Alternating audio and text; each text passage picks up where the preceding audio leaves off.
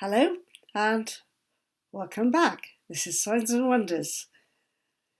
Today's topic is such a big one that it ought to be written in a book of some kind, but I've written quite a few books for now. Anyway, the topic is the Word. You probably know the old biblical text which says, "In the beginning was the Word." I brought this topic into the Signs and Wonders series because I was earlier talking about sounds. Now, sounds, all kinds of sounds, can be very musical or they can be very discordant or whatever, but sound is sound, and it's not quite the same as the kind of sound that's associated with a word, because a word has an intention with it. We are using sound in order to articulate something or possibly to invoke something. So we choose our words carefully and we choose them according to conventions that we've grown up with the languages that we've grown up with, and we may choose those words because other people have already said them and they seem to work. Or we might invent some of our own words. If we are Lewis Carroll, who wrote Alice in Wonderland, we might invent words like brillig. 'Twas brillig, and the slithy toves did gyre and gimble in the wabe. Right? So those words are invented by Lewis Carroll, and other authors invent words as well. But the words and the sounds are entwined here, and if we're speaking the words, we're not usually using any musical notes, what we would think of as musical notes, although it is true that when I'm speaking to you, my voice might go up and it might go down again, like that. But what we're interested in here is the shape that the word is creating as it comes out. So we're all familiar with the whole concept of abracadabra, which actually literally means as it is spoken, so it will be. Or it's all to do with the word blessing as well. Barak is about a blessing. So speak the blessing in order to make something actually be created. So as you can see by this turn in the conversation, I'm bringing up the issue of the magic of words and how throughout ancient history, writing a word on something was really significant, or using a word in order to cast a spell, right? So spelling is an activity. We write something down and there is some kind of magic in it. And we invoke something by speaking it aloud, and again, there's some magic in it. Or we make some kind of activity, some ritual, and we use words with it. And by using those words, we are actually invoking, bringing out, the voc bit comes from the vocal cords.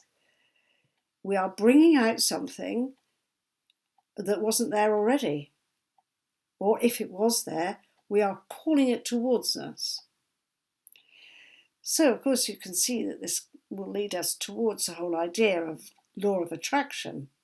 If we say a word and we keep repeating the word, then perhaps we are actually allowing what was there in the ether to start taking shape, because we're calling it towards us with our words.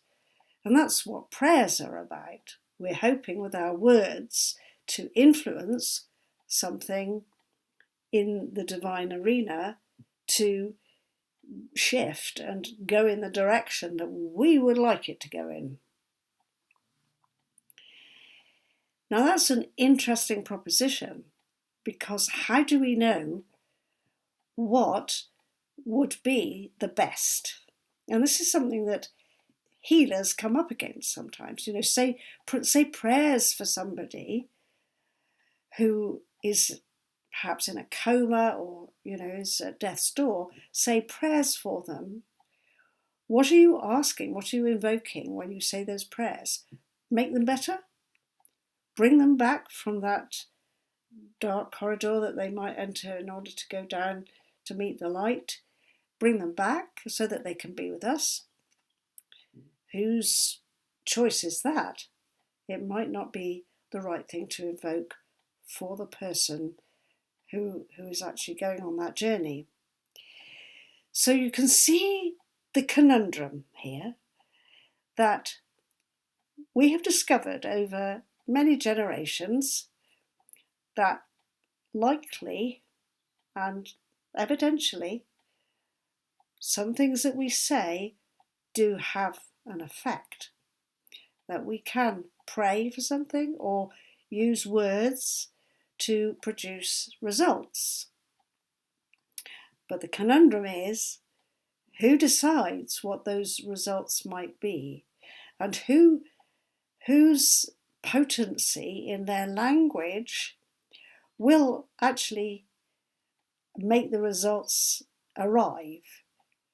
Because if you had two groups of people, perhaps of different religious inclinations or even different political inclinations, who are both asking for something different from divinity, from the great source of all.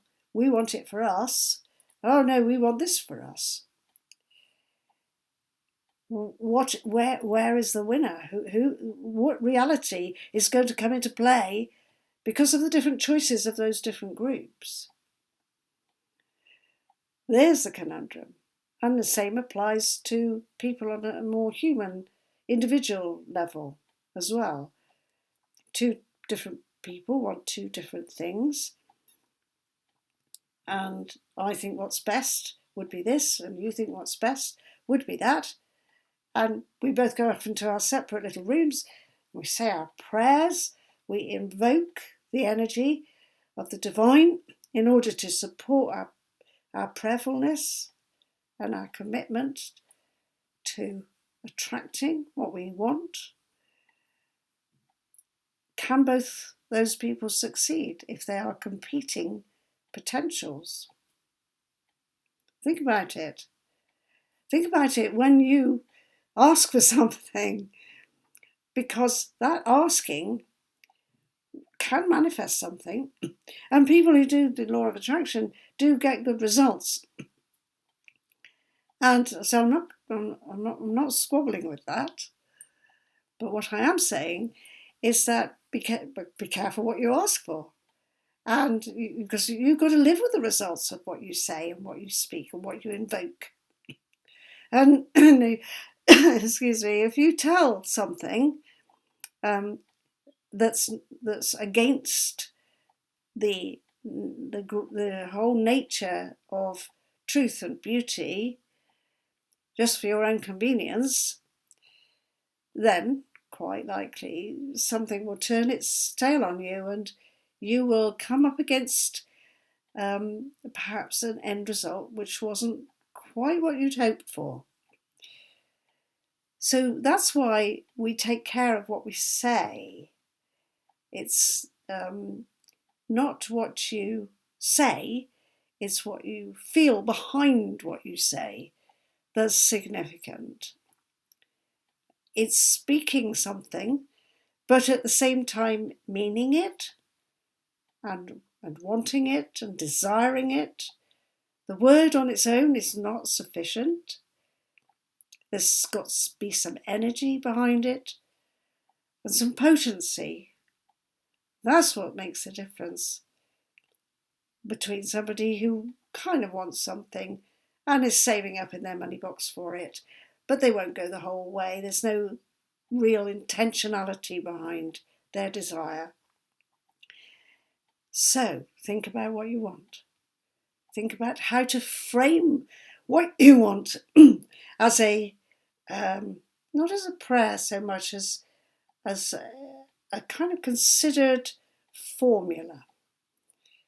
That's a good word to use. A magical formula for what you would like to bring into your life, and make sure that what you're asking for is coherent and consistent and congruent with, the con bit means with who you are, with your soul's code, because that has the most power behind the magic. Knowing your soul's code will give you a handle on what should be in that magical formula, the words that you will speak. Many blessings. Keep shining and keep researching into your soul's code.